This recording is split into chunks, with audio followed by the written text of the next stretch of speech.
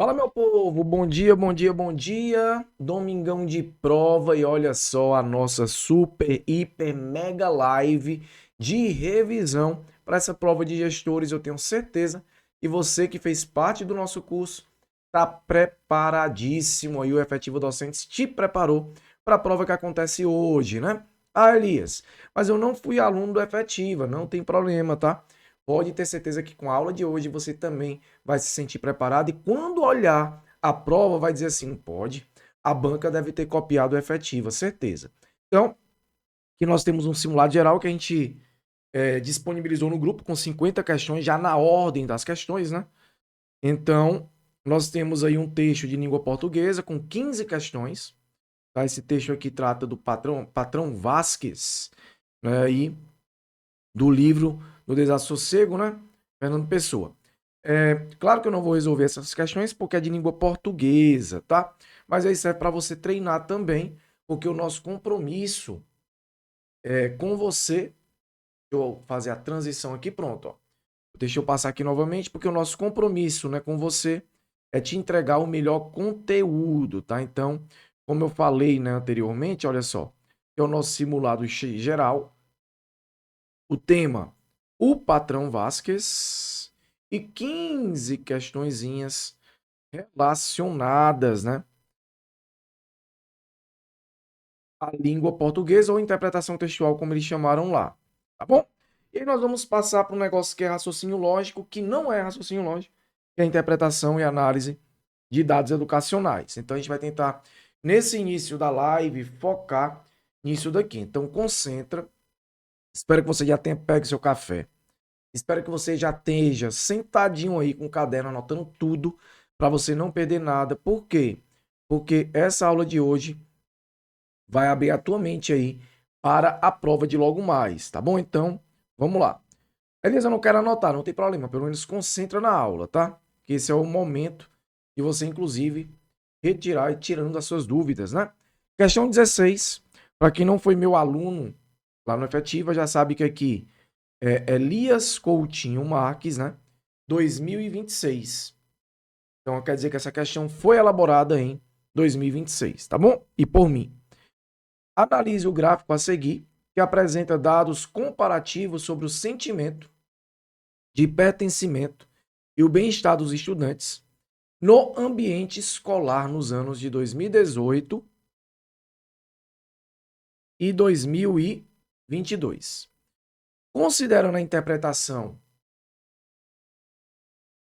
dos dados estatísticos apresentados e a importância desses indicadores para o planejamento pedagógico de um gestor escolar, assinale a alternativa correta. Cuidado, porque ele pode pedir na prova a alternativa incorreta, né? Então você tem que ter cuidado com relação a isso. Eu vou sair rapidinho da tela.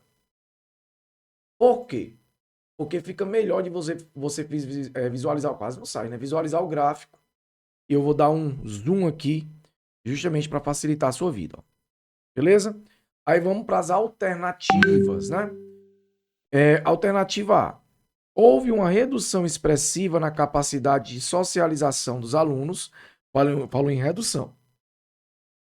Visto que o indicador eu faço amigos com facilidade na escola, sofreu uma queda acentuada de 2018 para 2022, né? Olha só, ele fala que houve uma redução na capacidade de socialização desses alunos, né? O que é que a gente tem que entender? Eu faço amigos com facilidade, tá aqui, né, gente, ó. Permaneceu estável nos 2 anos. Então aqui você tem o ano de 2022, aqui o ano de 2018. Permaneceu estável, ou seja, com 70 aí, né? Então, essa alternativa está falso, não houve redução. B. Os dados revelam um cenário contraditório, onde, embora a sensação de ser um estranho ou estar deixado de fora tenha diminuído, e aí ele diz assim, ó, diminuiu de 28% para 19%, o sentimento de solidão, eu me sinto sozinho na escola, aumentou no período analisado, de 2023 para 2027. Olha só, ele está falando, embora a sensação de ser um estranho, né? Ou está deixado de fora. Tenho que verificar isso. Né, ó.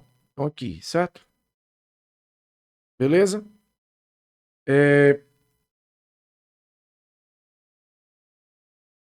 Tenha diminuído de 28% para 19%. Ó, eu me sinto como estranho. Olha só. Tá? Em 2018, ele era de 28%, né? Aqui, ó, 28%. E 2022, 19%. Houve uma redução, tá? O sentimento de solidão, eu me sinto sozinho na escola. Que seria essa outra partezinha aqui, ó. Aqui eu acabei marcando errado, tá, gente? Ó, esquece essa parte. Tá? Foi de 23 em 2018 para 27 em 2022, ou seja, houve um aumento, né? Então 23 para 27. Aumentou no período analisado. Então, isso daqui realmente é um cenário que se diz contraditório, né? Então, essa daqui, né, nessa alternativa, o gestor, o futuro gestor, deve notar que mesmo com menos alunos se sentindo estranhos, queda nas duas primeiras barras laranjas, por exemplo, né? O isolamento, que a gente pode dizer que é um isolamento subjetivo, que é o sentir-se sozinho, cresceu. Isso demanda atenção a quê? A saúde mental, né? Então, essa alternativa, ela é a correta. Então, já temos a alternativa correta, alternativa B. O sentimento de pertencimento à escola, eu sinto que pertenço à escola, apresentou uma queda nos índices de concordância, passando de 76% em 2018 para 74% em 2022, o que indica uma piora no clima escolar. Então vamos lá. Aqui ele está falando, eu sinto que pertenço à escola, né? Ó. Eu sinto que pertenço à escola. Então aqui, ó. Tá? Se você perceber, em 2018 era 74%. Em 2022, 76%. Ele afirma aqui que era o contrário, né? Era 76 e virou 74. A gente viu o quê? Que é 74 e vira 76. Então ela está uma leitura invertida, né? Logo, a alternativa é falsa. Alternativa D. Na alternativa D, fala-se o seguinte, ó. A percepção dos estudantes sobre a aceitação pelos pares, né, outros estudantes, parecem gostar de mim, apresentou uma variação estatística significativa, demonstrando uma oscilação negativa de 5 pontos percentuais entre os anos avaliados. Ele está citando aqui, ó, outros estudantes parecem gostar de mim. Aí eu tenho que verificar onde é que está esse quadro, pelo amor de Deus. Vem aqui, ó. Na verdade, se você perceber, não houve variação, né? 2018 para 2022 permanece 78%. Então, consequentemente, essa alternativa, ela vai estar o quê? Falsa, né? Então, olha só, mais uma alternativa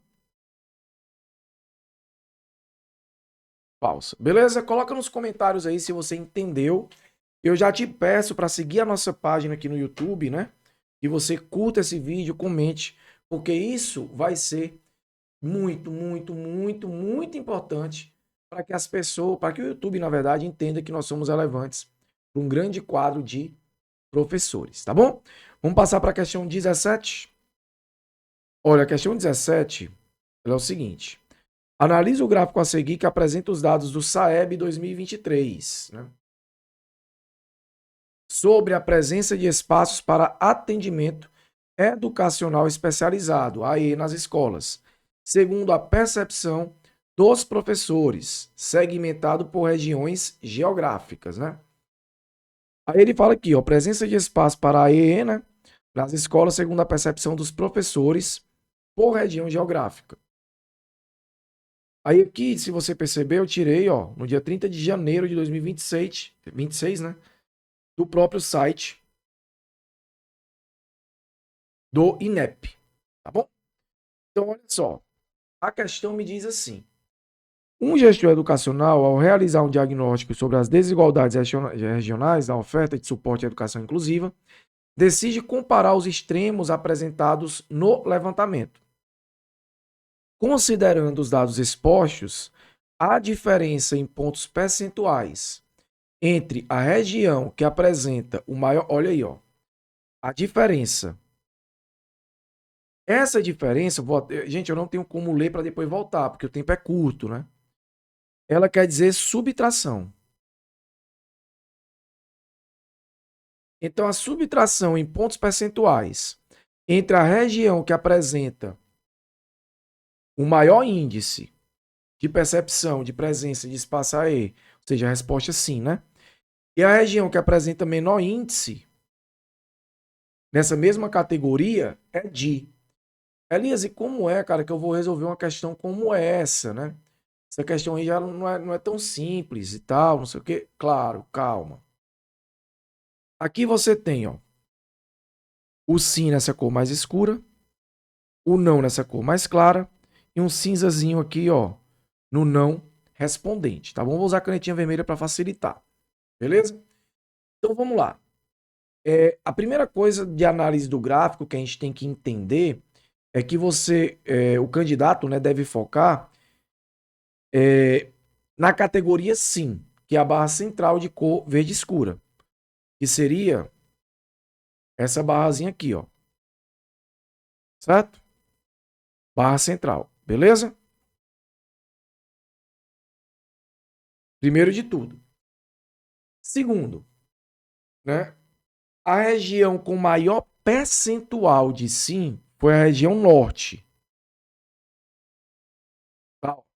Com 30, aliás, falei uma coisa e fiz outra, né? Região norte. Com 36, né? Então, essa daqui vai ser a maior, beleza? A região com menor percentual de sim vai ser a região sul, não é isso? Com 28,9. Então você tem que só fazer uma subtração. 36. Olha só. 36 menos, aí vírgula abaixo de vírgula, 28,9. Fazer do jeito que eu aprendi, gente, lá na minha sexta série. Olha só. Que não dá, então fica 10. 9 para 10, 1, né? Então vem 1 para cá. Quando eu juntar aqui, fica 9. Volta aqui, fica 16, né? 9 para 16, pessoal, eu vou ter 7. Como subiu 10 lá, vem 1 para cá, 3 menos 3, 0. Então, 7,1 pontos percentuais. Alternativa correta, alternativa D. Fechamos mais uma questão, tá bom? Então, questãozinha de boa, né? Tranquila. Questão que fala de gráficos de barras vertical. O gráfico abaixo, chamado de block spot, muito cuidado que deve cair uma questão dessa aqui na prova, tá? Hoje. Então se liga. Apresenta a distribuição das proficiências. Eu saio aqui da tela de novo. Em matemática das 4 turmas de 9º ano de uma escola municipal em uma escala de 0 a 100. O diagrama permite visualizar a mediana. Aí, importante, mediana vem de meio, né? Então é termo central, que é o traço interno à caixa. A concentração de 50% dos dados centrais, que é o tamanho da caixa. Então, 50% dos dados centrais geram esse tamanho da caixa, né? E a amplitude total, que seria o quê? Hastes ou bigodes, tá bom? Daí o que nós vamos ter? Um gestor escolar precisa identificar qual turma apresenta a maior heterogeneidade de desempenho, ou seja, aquele onde a desigualdade de conhecimentos entre os estudantes é mais acentuada, ou seja, onde tem mais desigualdade. Valor em heterogêneo quer dizer que é mais diversificado, né? Consequentemente, isso me gera, nesse caso, uma maior desigualdade, exigindo estratégias pedagógicas de diferenciação mais intensas. Aí aqui, ó, o Blockspot, né, as caixinhas, que inclusive caiu na prova para coordenador de distrito, né? Por isso que eu fiz questão de colocar essa ideia aqui. Com base na leitura do gráfico, essa turma é. Agora vamos lá para a leitura, né, desse gráfico, tá bom? Olha só. A turma A. Vamos primeiro marcar aqui o que é que ele pergunta. Ele pergunta sobre a turma mais heterogênea, né? Ele quer identificar a turma mais heterogênea.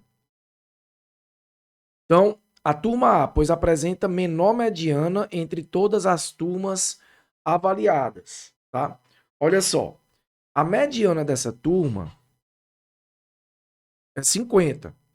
Ele está dizendo que apresentou, né, menor mediana. Só que a turma C também apresenta mediana o quê? 50. Ou seja, essa alternativa, ela vai estar o quê? Falsa. Então não pode ser a turma A. Turma B, nesse caso, tá? Por conta disso. Pois seus resultados estão concentrados exclusivamente na faixa, ou exclusivamente, na faixa superior da escala. Isso ele falando da turma B, tá? Olha só. A turma B vai ter a melhor mediana, que é de 80. Ou seja, ela vai ter o melhor desempenho, porque ela vai estar lá no topo com relação às notas, né? Vai ter uma variação de 70 até 90.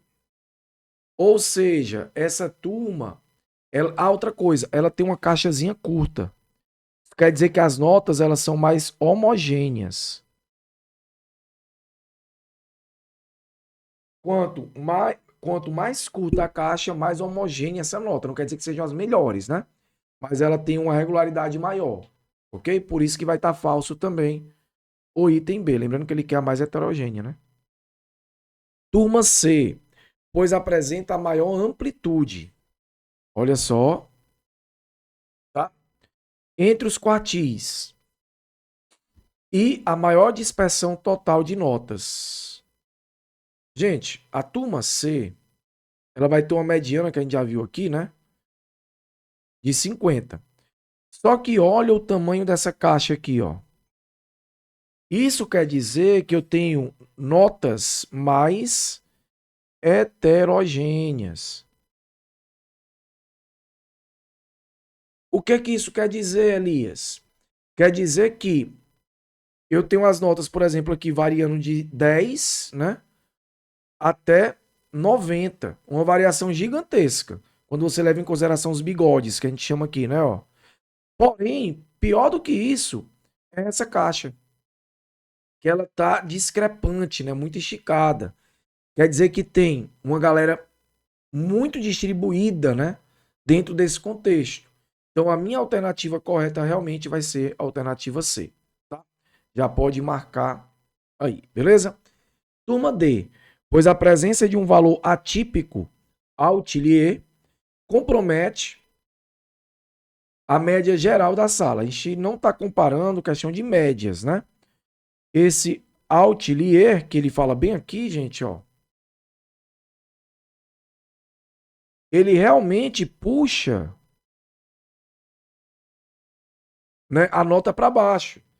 Porém, a gente está falando de ser homogêneo ou heterogêneo, né?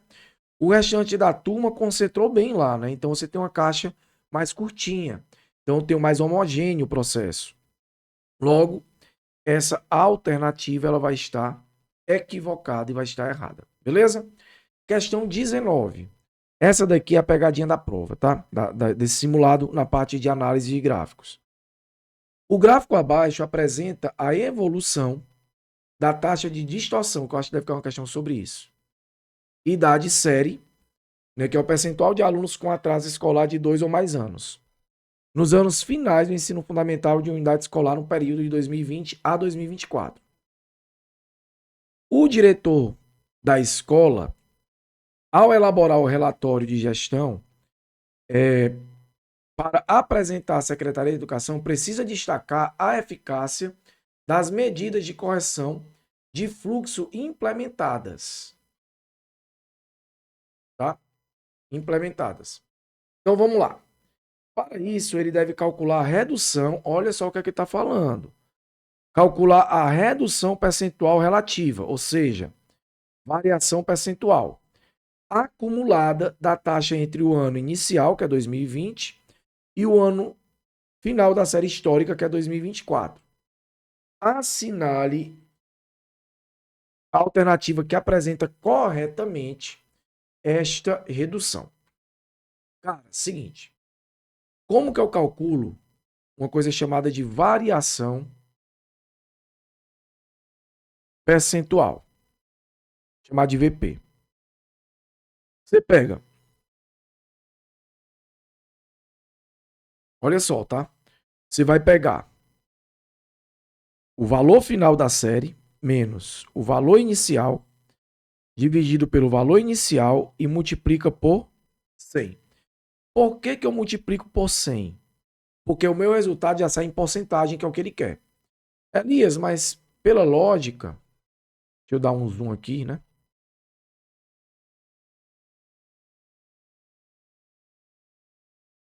Ó, pela lógica, o que é que a gente vai ter que fazer? A gente vai pegar 25, reduziu para 15%. Então, pela lógica, minha resposta já é letra A, 10%. Só que ele está pedindo variação percentual. Se você colocar 10% de 25%, você não vai ter uma redução para 15%. Entende o que eu estou querendo dizer? Então, tem que ter essa mentalidade. Então, esse 15% não é onde eu cheguei. Então, eu vou ter o meu valor final. Tá? 25%. Valor inicial. Então, 15 e 25. Final inicial. Então, a minha variação percentual, ó, a minha variação percentual ela vai ser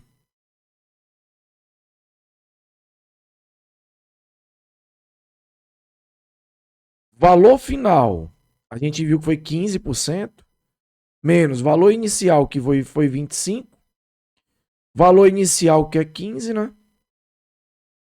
Vezes 100, tá? Então, essa variação percentual será... Gente, se eu diminuir 15, né? Se você perceber, né? 15.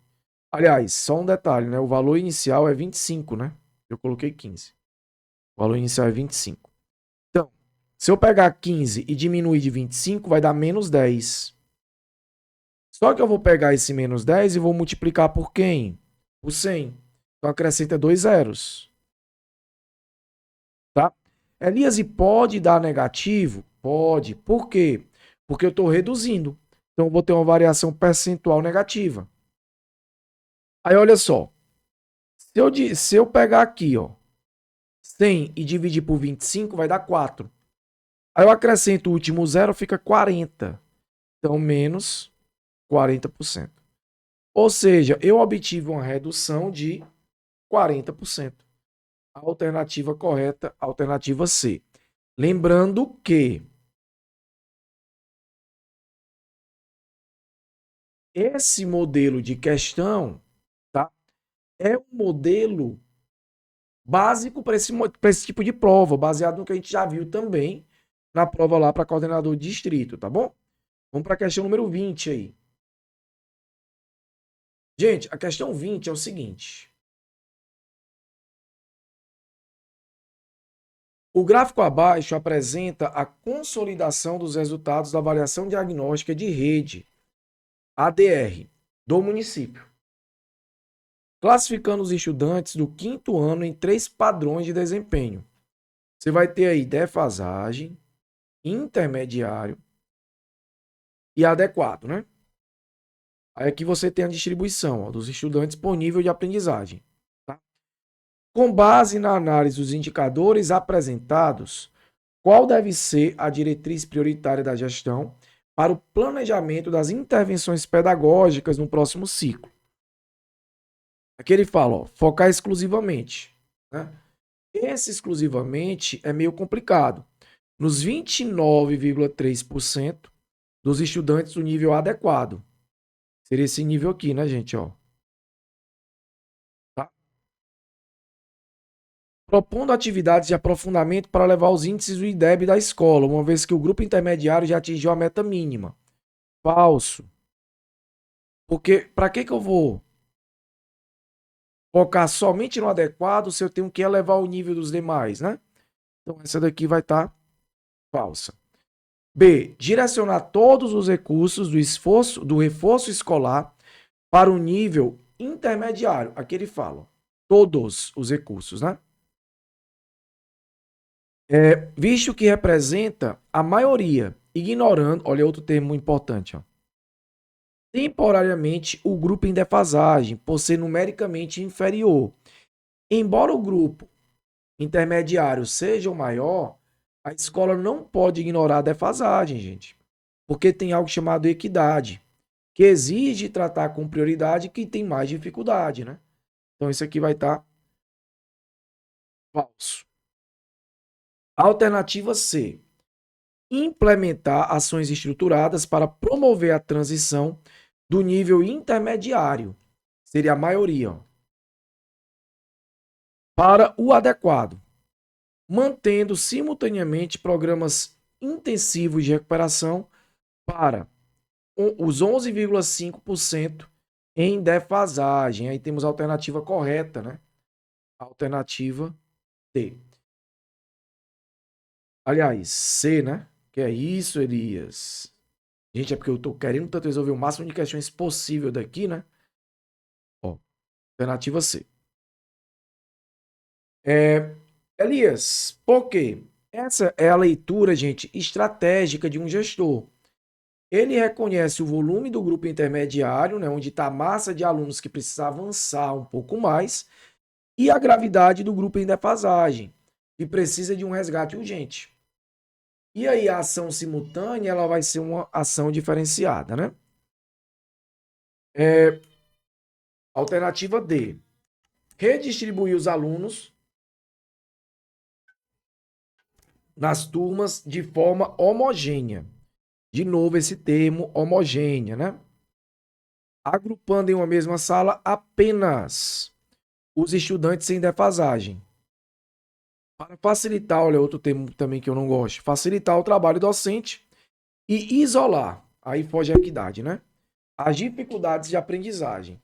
Você trabalhar com turmas homogêneas pode até facilitar, mas não é o contexto do trabalho docente. Tem que ter cuidado com relação a isso. É o facilitar a compreensão e a dinâmica do processo. Então, para mim, essa alternativa vai estar falsa, até porque ele esqueceu os demais grupos, né? Mais ou menos essa é a ideia. Elias, você é contra a questão da turma homogênea? Não, porque você consegue concentrar as principais dificuldades ali. Porém, da forma que ele colocou aqui, não é o correto, tá bom? Então, alternativa C, matamos, fechamos a questão, tá bom? Então, vamos lá. Ó. Agora, vamos passar para a legislação educacional da inclusão, da igualdade racial da criança e do adolescente. Meu amigo, aqui é demais, né? Então, um pouquinho de paciência que vai dar, obviamente, tudo certo, tá? Vamos lá. Gente, seguinte, a questão 21, né, ela fala assim: o artigo 206 da Constituição Federal enumera os princípios, não bonito, né, basilares do ensino nacional. Dentre eles, a coexistência de instituições públicas e privadas de ensino e o pluralismo de ideias e de concepções pedagógicas. Impõe ao gestor escolar uma compreensão abrangente do sistema educacional, né? Então vamos lá. Aí é o seguinte, deixa eu só voltar para a telinha aqui para poder conversar com vocês melhor, né? Pronto.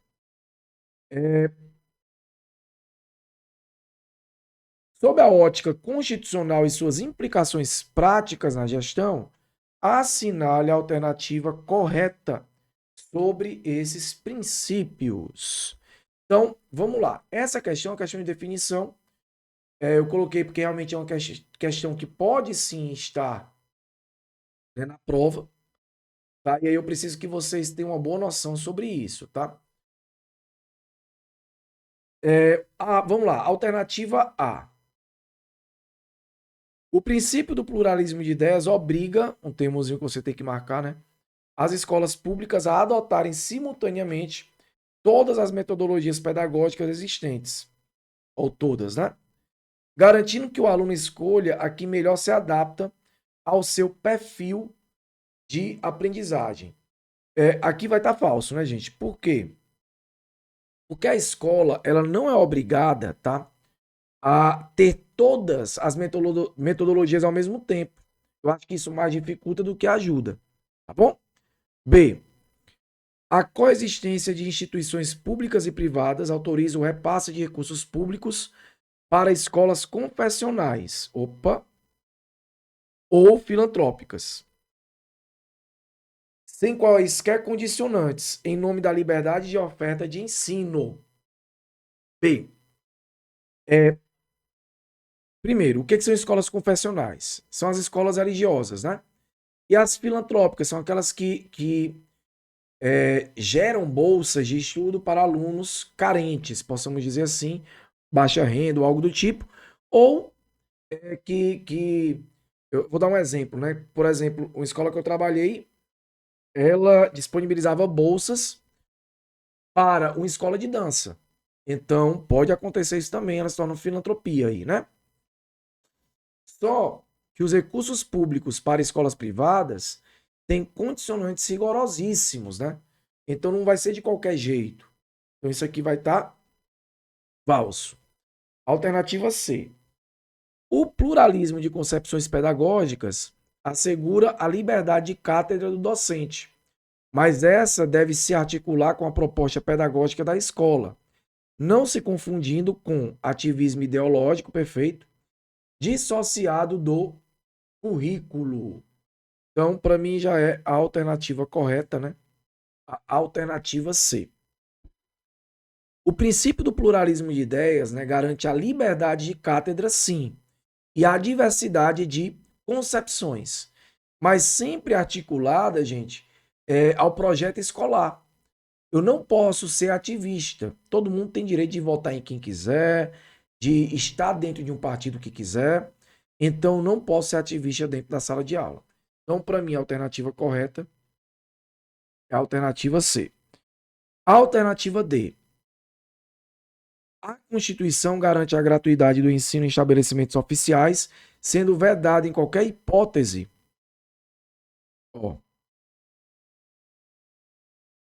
A cobrança de taxas em instituições privadas que recebam algum tipo de subvenção estatal. Né? A letra D. Escolas privadas podem cobrar. Não há gratuidade universal, né, para o ensino privado. Então essa daqui vai estar o quê? Falsa.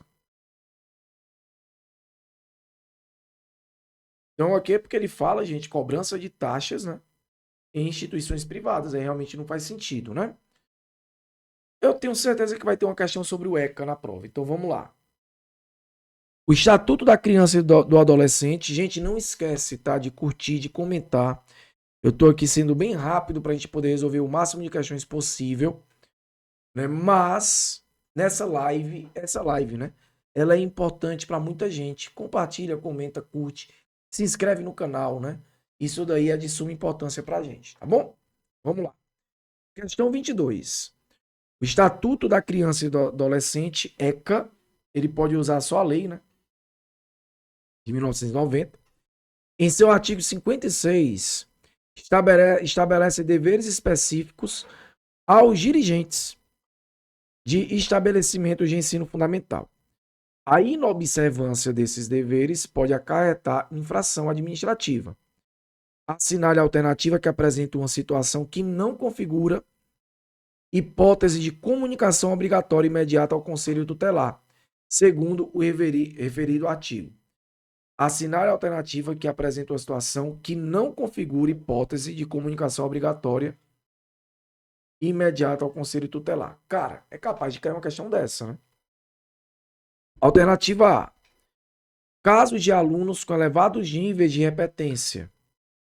Após a escola ter implementado e registrado suas estratégias internas de recuperação de aprendizagem. Gente, aqui, certo? Você tem que entender que elevados níveis de repetência, a escola tem a obrigação de reportar ao conselho tutelar. Em caso de ter, por exemplo, esgotado todas as formas de contato, né? Então, de ações. Então, nesse caso, essa alternativa eu não posso marcar, porque realmente ele quer que não configura. E aí, cuidado com relação a isso. B. Caso de reiteração de faltas injustificadas e de evasão escolar. Olha só.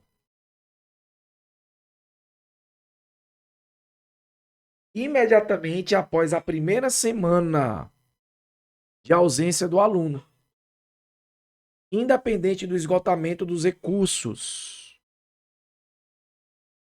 escolares. Gente, para mim a alternativa é B. Aqui você não pode reportar, tá, ao conselho tutelar. Por quê? Porque você só pode reportar a partir do momento que o aluno atinge 30% do contingente de faltas possíveis, tá? Então a primeira coisa é essa. E a segunda coisa é que tem que ter um esgotamento de todas as possibilidades. Busca ativa, por exemplo, né? Se não houve esgotamento e houve menos de 30%, na primeira semana ele não vai ter faltar 30% do ano, né? Das possibilidades de falta, por exemplo. Por isso que a alternativa B é a correta.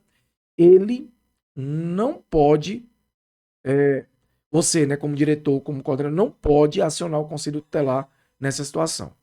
C.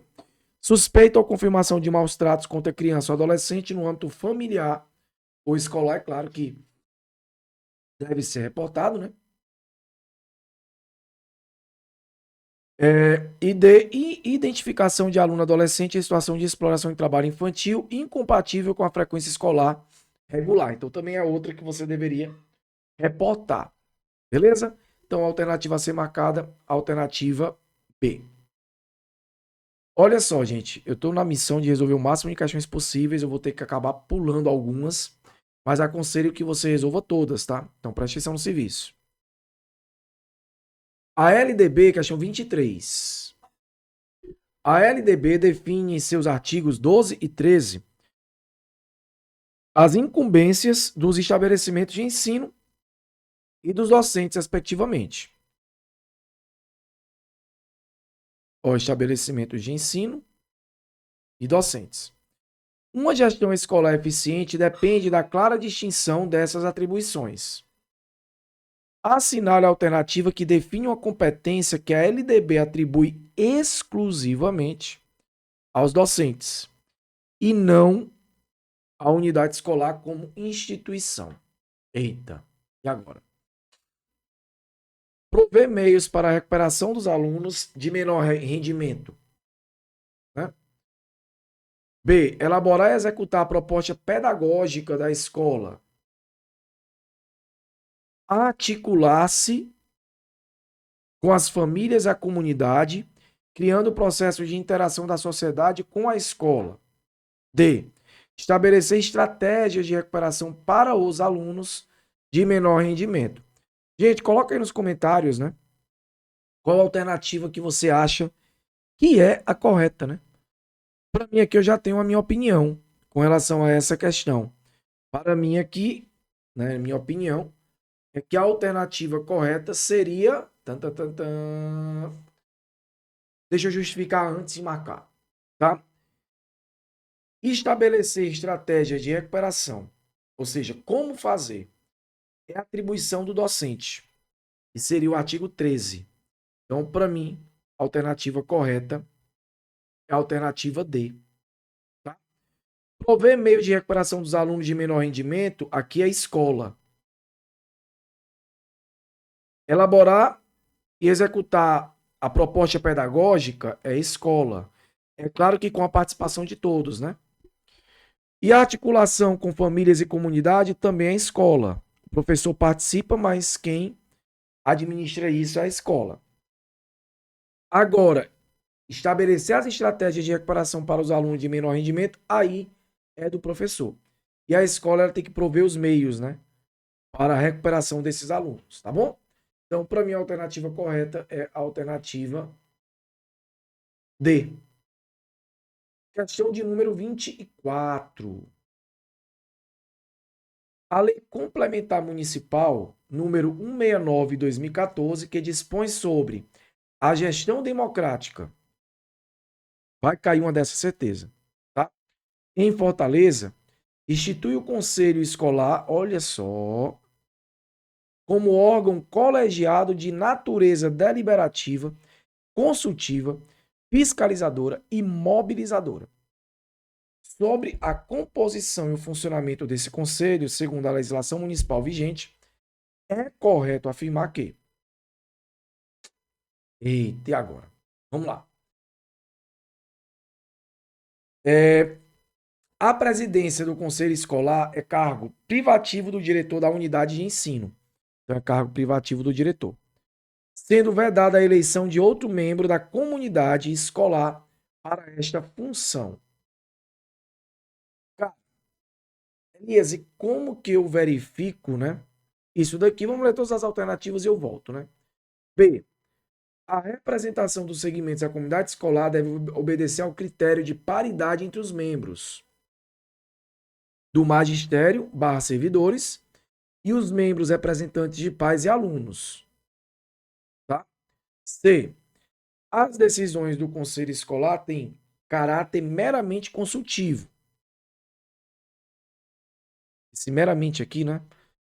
Em relação às questões financeiras, cabendo a decisão final sobre o uso das verbas exclusivamente do núcleo gestor. A participação no conselho escolar é remunerada, através de gratificação específica, visando incentivar o engajamento da comunidade nas reuniões periódicas. Gente, vamos lá. Essa questão é uma questão que talvez a pegadinha seja item A, né, quando comparado com item B, né? Então, olha só. A letra A, o que é que torna a letra A falsa? É que o cargo não é privativo do diretor. Tá? O conselho deve eleger seu presidente entre seus membros, excluindo. Aí eu vou fazer um parênteses, tá aqui? Excluindo-se, em regra, o próprio diretor em algumas configurações, tá? Ou permitindo a eleição direta pelos pares. O diretor, ele é um membro nato, ou seja, ele vai ter que estar lá.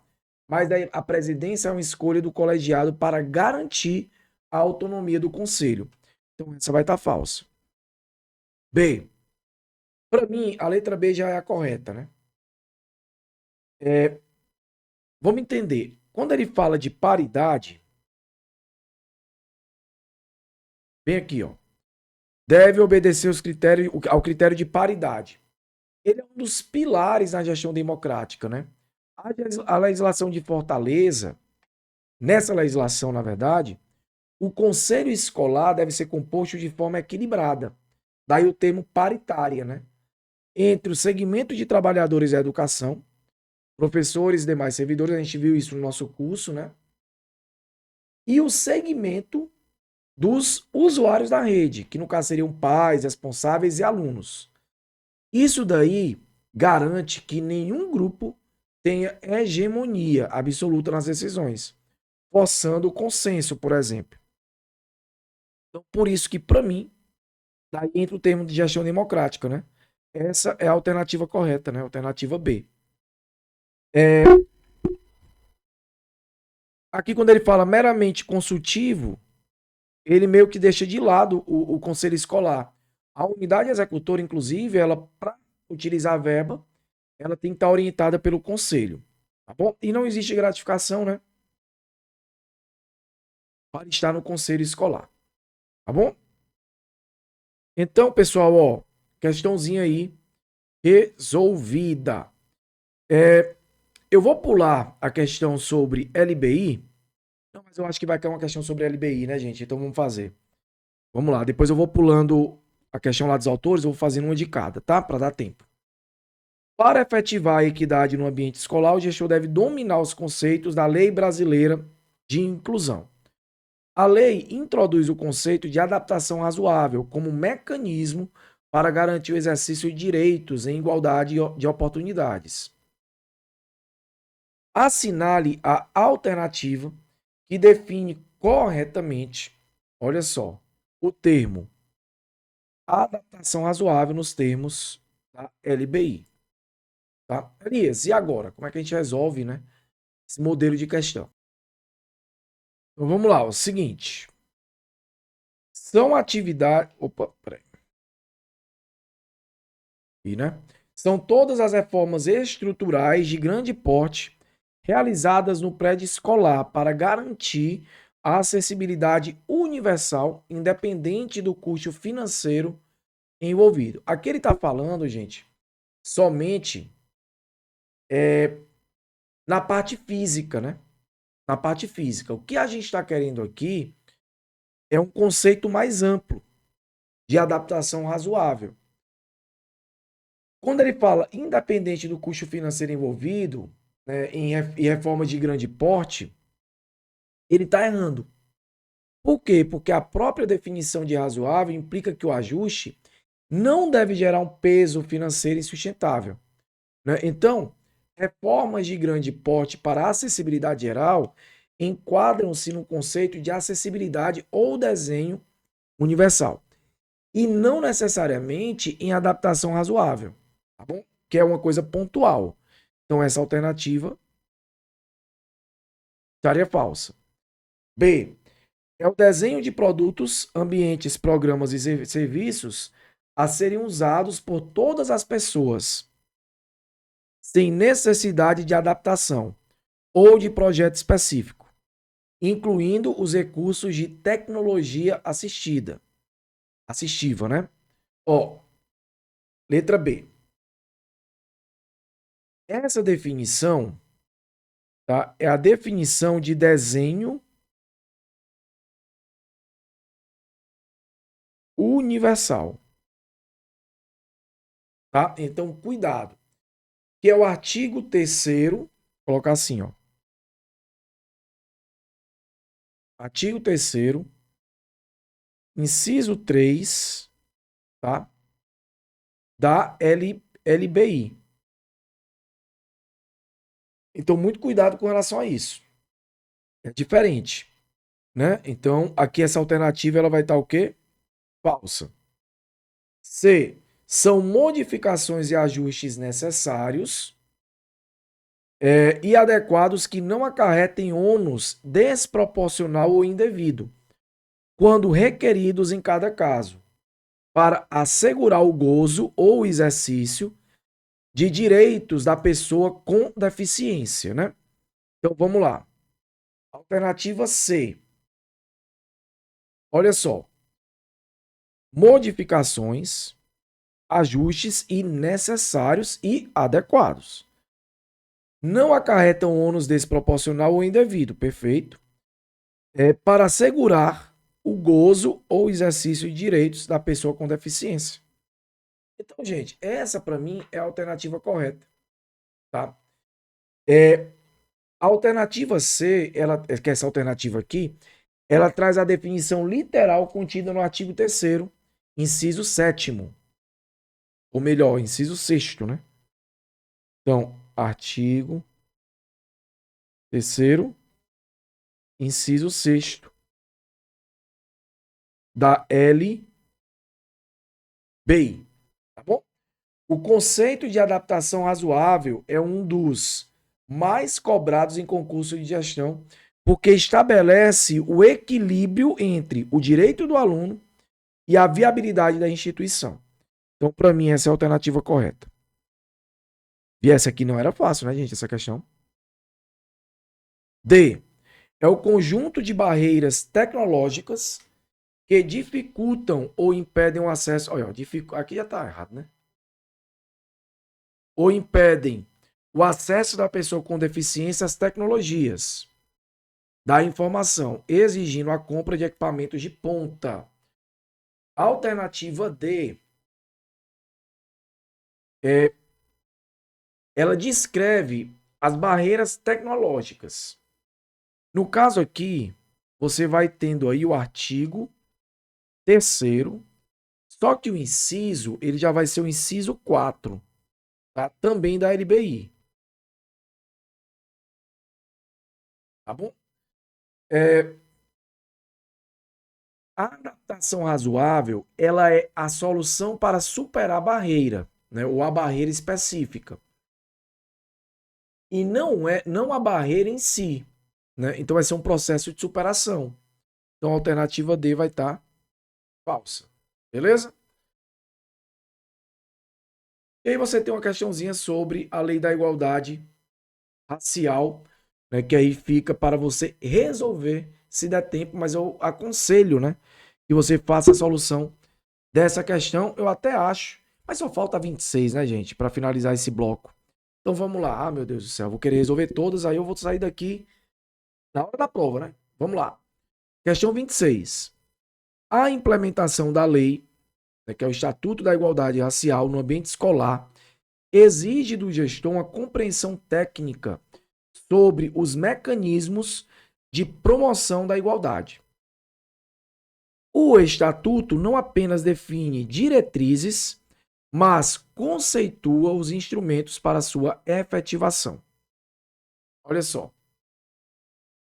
Não apenas define diretrizes, mas conceitua os instrumentos para sua efetivação.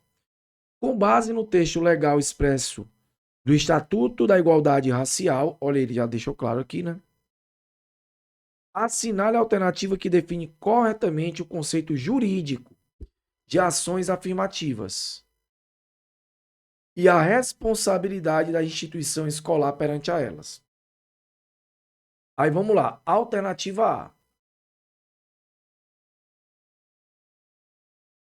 São atividades pedagógicas de caráter permanente, como feiras culturais e palestras anuais do Dia da Consciência Negra, que visam, olha aí, ó, exclusivamente a valorização da cultura afro-brasileira, sem intervir,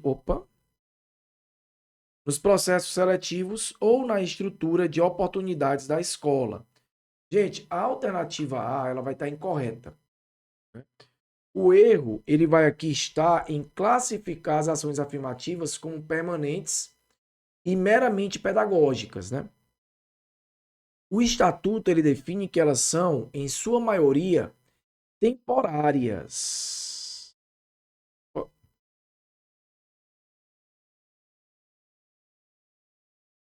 Maioria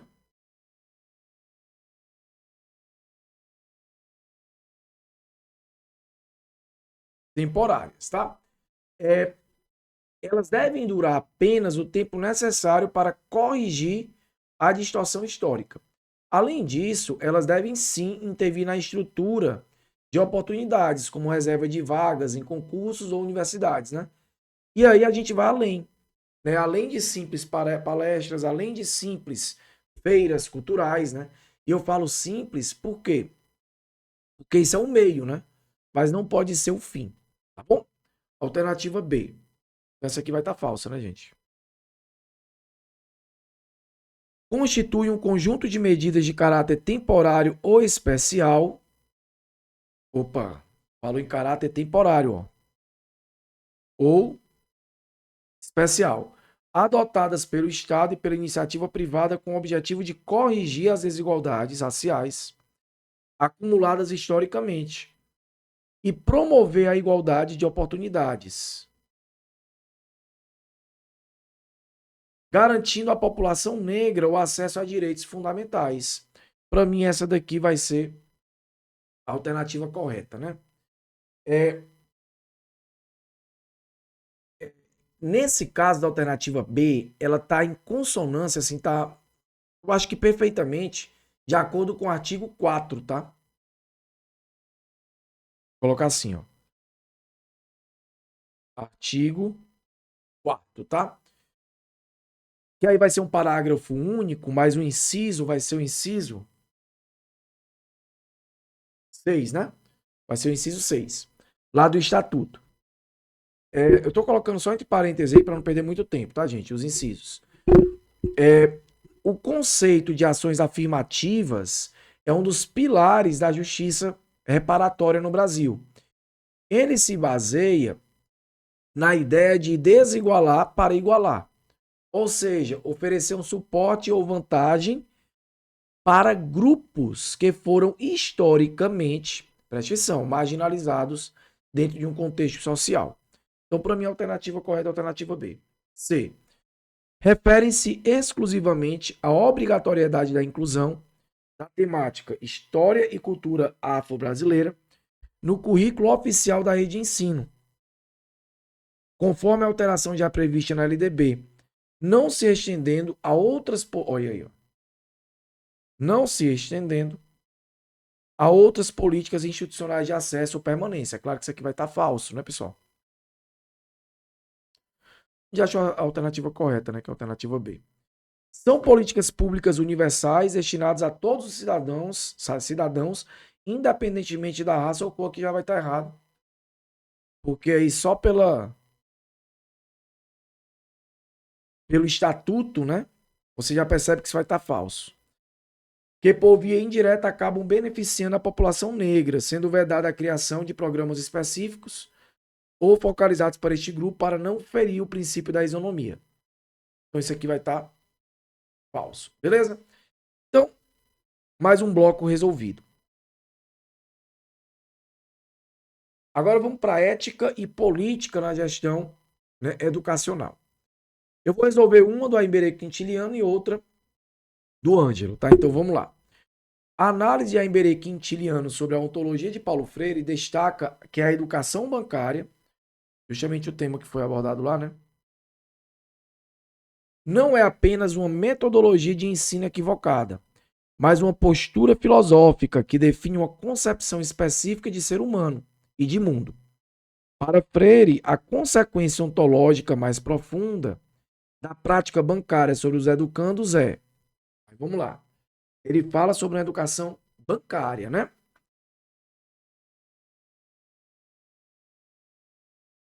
Alternativa A, né? O estímulo à adaptação passiva é passivar a realidade, resultando na coisificação do sujeito, que passa a ser visto como um objeto a ser preenchido, negando-se sua vocação para a autonomia e a transitividade crítica. Então, olha só. Ele pergunta sobre a consequência ontológica mais profunda da prática bancária. Então, é justamente isso, né? A alternativa A, para mim, já é a correta. O aluno ele vai se transformando em coisa, né? O ser humano vai se transformando em coisa.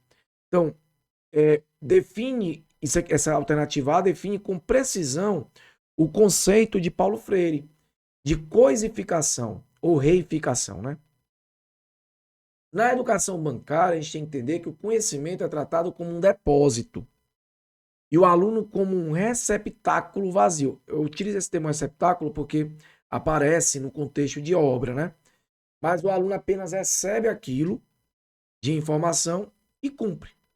Ou seja, é um objeto, o aluno é um objeto ou uma coisa. Ontologicamente, isso nega vocação ontológica do ser humano. Porque quando o Quintiliano, né, ele trabalha a ontologia de Paulo Freire,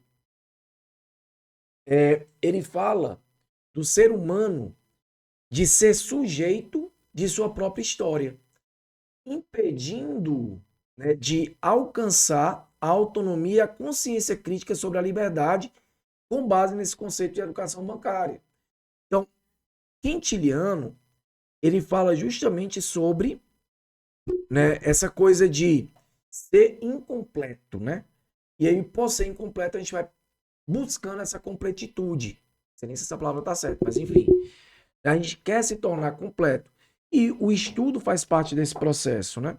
Então, para mim, a alternativa A é a... Coloquei falsa, mas na verdade vai ser a verdadeira, né? Alternativa verdadeira. Alternativa B. A promoção de uma consciência ingênua, embora limitada, permite ao estudante dominar os códigos culturais da elite. Então aqui já está errado, né? O contrário do que prega a educação bancária. Então a B vai estar falsa. O desenvolvimento de habilidades técnicas e mnemônicas, que apesar de fragmentadas, constituem a base necessária para que, em etapas posteriores, o educando possa alcançar a consciência filosófica. A alternativa C, pessoal, ela vai estar incorreta também, óbvio, né?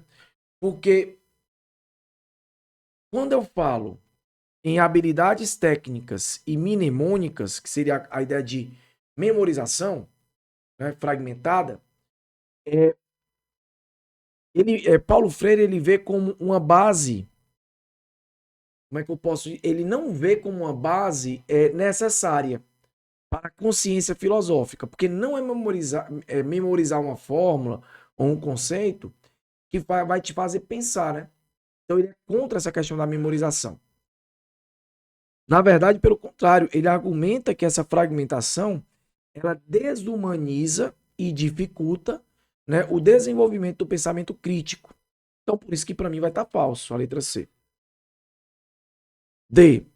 A negação temporária da politicidade da educação em favor da neutralidade científica, entendida como um estágio necessário para evitar a doutrinação ideológica precoce no ambiente escolar. É o seguinte, Paulo Freire, ele defende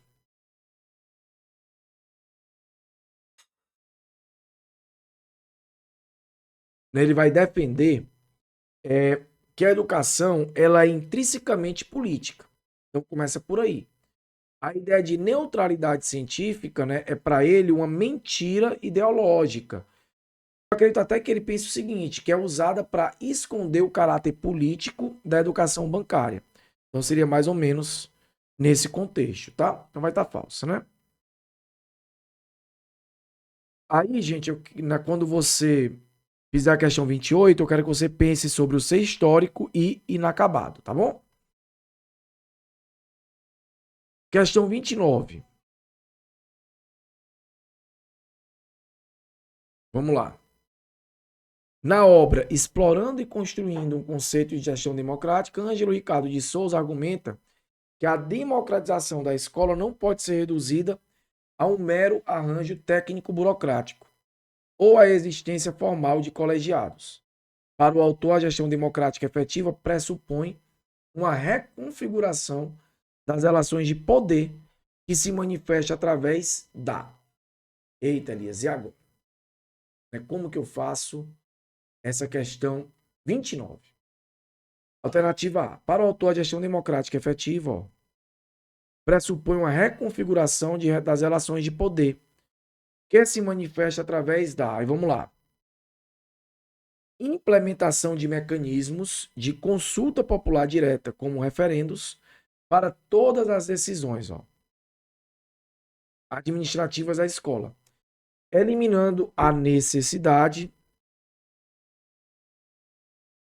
de órgãos representativos intermediários como o conselho escolar. É claro que isso aqui vai estar falso, né? Há uma necessidade desses órgãos estarem dentro da escola, né? Obviamente. B. Descentralização substantiva do poder decisório. Perfeito. Não é centralizado, né? Que deixa de ser monopólio do diretor para ser compartilhado nos colegiados. Conselho escolar, unidade executora, transformando a participação de um exercício político deliberativo e não apenas consultivo ou homologatório. Quase que não sai, né? Essa daqui é a alternativa correta. C. Autonomia absoluta da unidade escolar em relação ao sistema de ensino central, permitindo que cada escola defina suas próprias diretrizes curriculares e orçamentárias, sem nenhuma interferência externa ou regulação estatal. Cara, a alternativa C, ele não tem que ter cuidado porque ele não defende, gente, a autonomia absoluta, né? Óbvio que não, tá? A escola ela faz parte de um sistema de ensino e tem que ser seguido esse padrão, obviamente.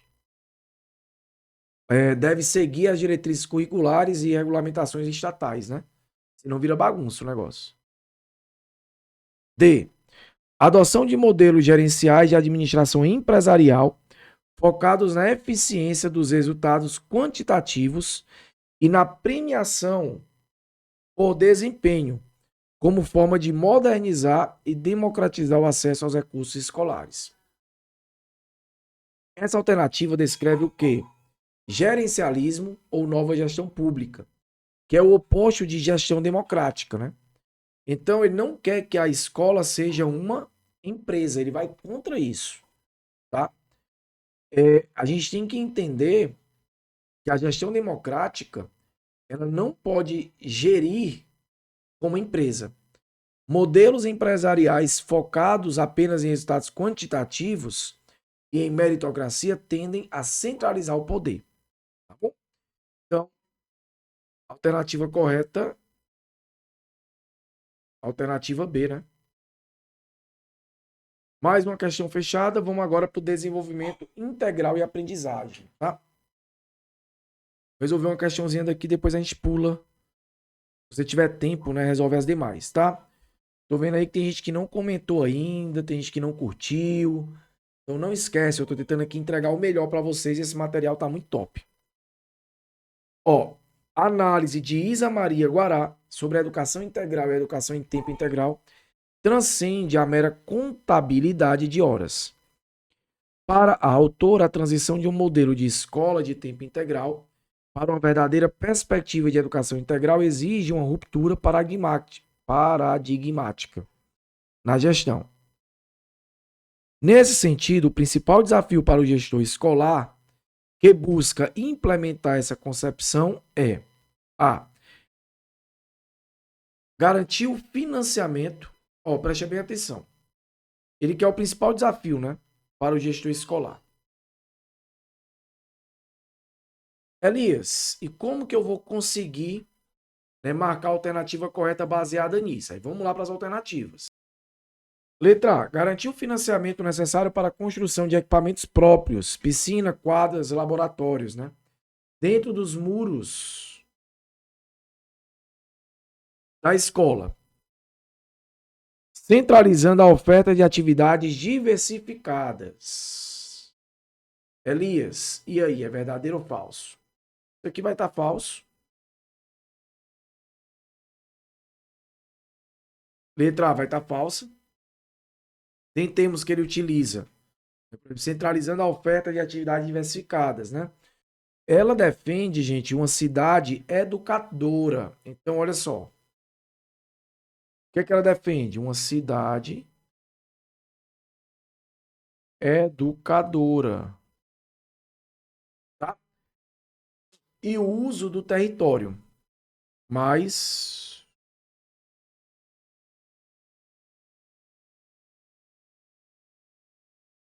a escola ela deve ter parcerias territoriais, inclusive, né? Para que os alunos tenham esse sentimento territorial também. E aí o gestor, obviamente, não deve tentar centralizar tudo dentro dos muros da escola. A escola tem que ser algo vivo, inclusive os alunos valorizando, né, o seu território. B. Superar a visão fragmentada do currículo, que dicotomiza as atividades do turno regular e as do contraturno, promovendo uma integração orgânica entre elas. O turno regular, ó, tá? É ligado ao conteudismo, né? E o contraturno, lazer ou assistência. Gente, para mim, essa daqui já é a alternativa correta, né? A alternativa B. Tá? Justamente porque a Isa Maria, o pessoal chama de Guará, né? Para Guará e tal. A educação integral, ela não se resolve apenas, gente, com permanência física do aluno na escola por mais horas, né? O maior desafio do gestor é combater essa fragmentação curricular. Muitas vezes as escolas criam lá um puxadinho, aspas, né? No contraturno com oficinas que não dialogam com essa base comum. Então, por isso que a alternativa B, para mim, ela descreve corretamente a necessidade de uma integração orgânica, onde todas as atividades elas sejam vistas como parte de um único projeto, né? C. Estabelecer parcerias com o terceiro setor para terceirizar completamente as atividades no contraturno, permitindo que a equipe docente da escola se dedique exclusivamente ao núcleo comum do currículo. O que é que torna isso aqui errado? Exclusivamente. Então vai estar falso, né? Terceirizar o contraturno, né, para um terceiro setor, muitas vezes aprofunda essa dicotomia, né, que a autora ela tanto critica. A responsabilidade pedagógica deve ser compartilhada, mas a escola deve manter a articulação do projeto, né? Evitando que o contraturno vire um serviço de guarda de crianças, por exemplo. D. Ampliar a jornada escolar para 7 horas diárias como condição suficiente e automática para a garantia da formação integral do sujeito, independente da qualidade das atividades ofertadas. Cara, ampliar jornada é uma condição administrativa. Só que ela não vai ser uma condição suficiente, né, para a formação integral, que é o que prega, né, a ISA. Então, essa daqui, obviamente, vai estar o quê? Falsa, tá bom? Então, questão 31 aí, resolvida. Vamos lá, questão de número 33, né? Agora, ó. José Francisco Soares, ao discutir o direito à educação, propõe uma superação da visão focada apenas no acesso e nos insumos. Para o autor, a gestão educacional comprometida com a qualidade social deve adotar uma perspectiva de justiça como equidade na avaliação dos resultados. Isso significa que o sucesso da gestão escolar deve ser medido pela sua capacidade de. Aí vamos lá. Garantir que a média geral da escola nas avaliações externas seja elevada. Já está errado, né? Por que a letra A já vai estar errada? Porque aqui você tem uma visão gerencialista. E não é isso que fala o José Francisco Soares, tá bom? B. Oferecer exatamente as mesmas condições de ensino e os mesmos recursos pedagógicos para todos os alunos. Aqui, independente de suas origens sociais ou bagagens culturais. Aqui você tem igualdade, mas não tem equidade, né? Então, eu também vou ter aí a alternativa B como sendo falsa. C. Dissociar o desempenho escolar dos fatores socioeconômicos dos estudantes, garantindo que todos aprendam o necessário e não apenas que os melhores aprendam mais. Aí você já tem a alternativa correta, né? Tá? É, porque o José Francisco Soares, gente, ele diz que o sucesso de uma escola não pode ser medido apenas por médias, né? Globais. Porque você vai ter uma máscara justamente nesse quesito de desigualdades internas, que vai dificultar o processo de avaliação. Focar os esforços pedagógicos nos alunos com maior potencial acadêmico, pois eles são responsáveis por elevar os índices do IDEB da escola e da rede. É claro que está falso, né? Porque aí você exclui, né? Você exclui alunos que tem algum tipo de deficiência. Eu não falo nem cognitiva, não. O aluno, por exemplo, ele tem uma dificuldade ali na matemática, você acaba excluindo esse aluno. Tá? Gente, aí vocês, vou finalizando já a live, né? Para não se tornar também tão longa, mas a gente acaba não resolvendo as questões de gestão e liderança. Eu conversei pouco, né, com vocês, mas é porque são muitas questões. E você acaba não, por exemplo, resolvendo questões ligadas à gestão e liderança, mas tudo bem aí, você consegue resolver essas questões e tentar tirar alguma ideia dela, tá bom? O que é que eu preciso focar e deve cair na prova? A matriz nacional comum de competências do diretor escolar. É interessante que você dê uma olhada nisso. O relatório de monitoramento global da educação vai cair, certeza. Dimensão pedagógica sempre cai, tá? Com relação aos eixos.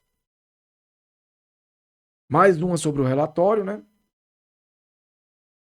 Aqui eu falo da dimensão pessoal e relacional da matriz comum nacional. E também a dimensão administrativo-financeira, tá? Aí já na parte de programas e projetos educacionais do Brasil, do Ceará e de Fortaleza, vai cair com certeza relacionado ao compromisso nacional da criança alfabetizada. O que é que eu aconselho você dar uma estudada? Né? Lá no nosso curso eu falei sobre isso, né? Foi uma videoaula só sobre isso.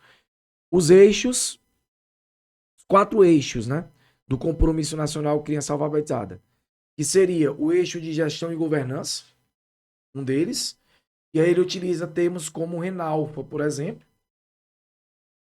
Eixo de formação de profissionais.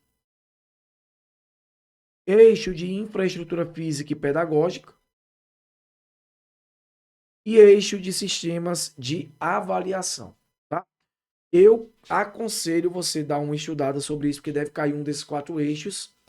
Na prova para coordenador pedagógico, para coordenador de distrito, caiu o eixo governança, né? Gestão e governança, inclusive falando do RENALFA. Tá?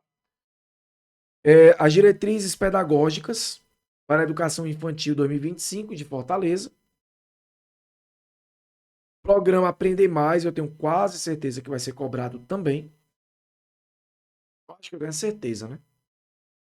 Orientações pedagógicas para a educação inclusiva e diversidade 2025. Deve cair uma sobre o SPAES, sempre cai. Assim como para coordenador de distrito, caiu sobre a educação de jovens e adultos, que era uma questão que se o cara não tivesse dentro, né, ele dificilmente teria a certeza dentro do contexto que iria marcar, né? 49.